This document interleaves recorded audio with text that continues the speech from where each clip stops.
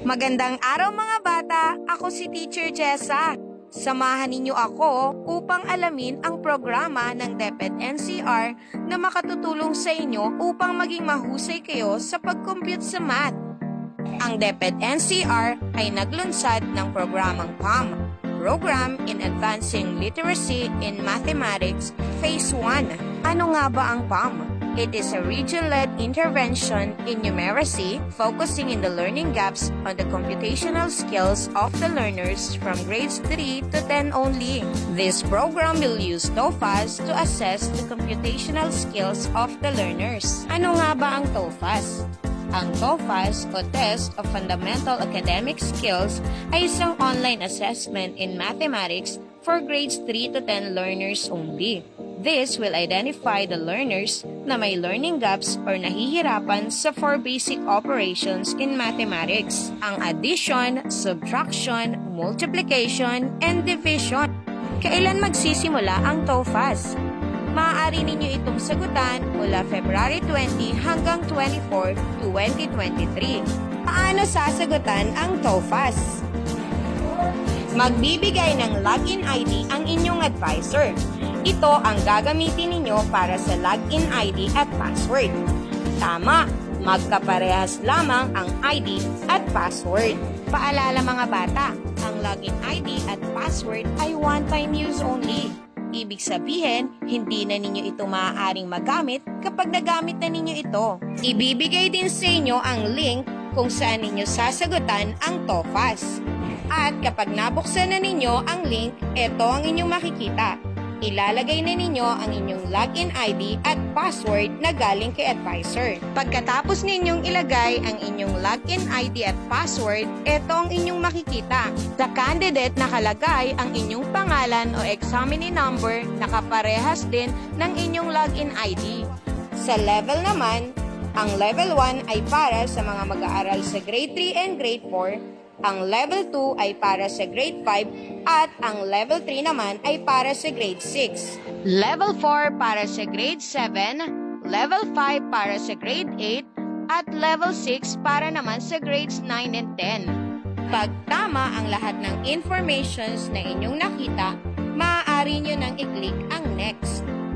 Kung handa na kayo, maaari nyo nang i-click ang start.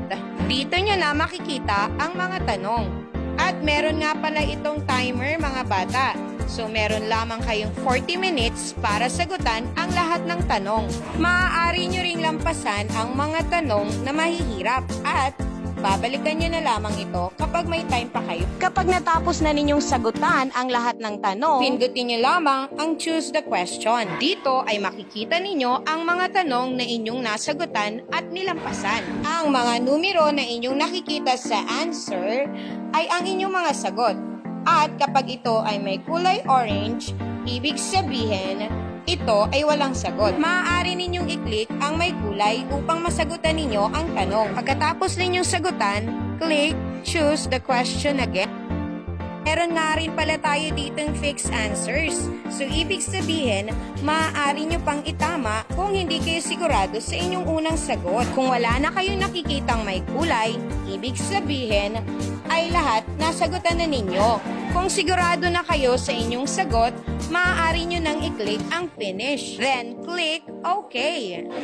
You're done! Good job! Saan nga ba ninyo maaaring sagutan ang TOEFAS? Maaari nyo pong sagutan ng TOEFAS sa inyong bahay kung mayroon kayong gadget at malakas na internet connection or data na maaaring magamit.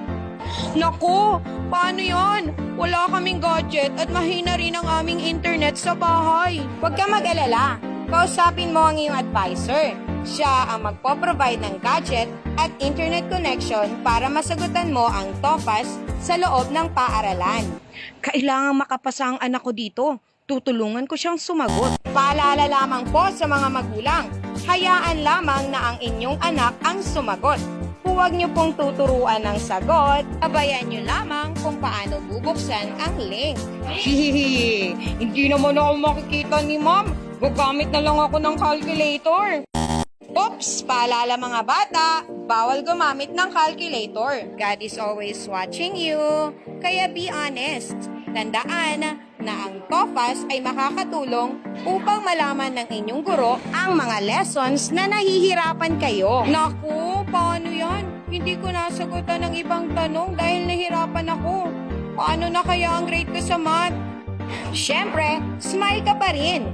Hindi ito makaka-apekto sa iyong grade.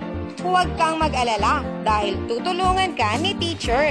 Tandaan, ang pag-aaral ng mathematics ay makatutulong sa inyo upang maabot ninyo ang inyong mga pangarap. Pag-usayan ninyo ang inyong pag-aaral ha, para sa inyong sarili at para sa inyong pamilya. Good luck, kids! Muli, ako si Teacher Jessa, ang inyong guro sa matematika na naniniwalang sa pag-aaral ng matematika, mahusay ka.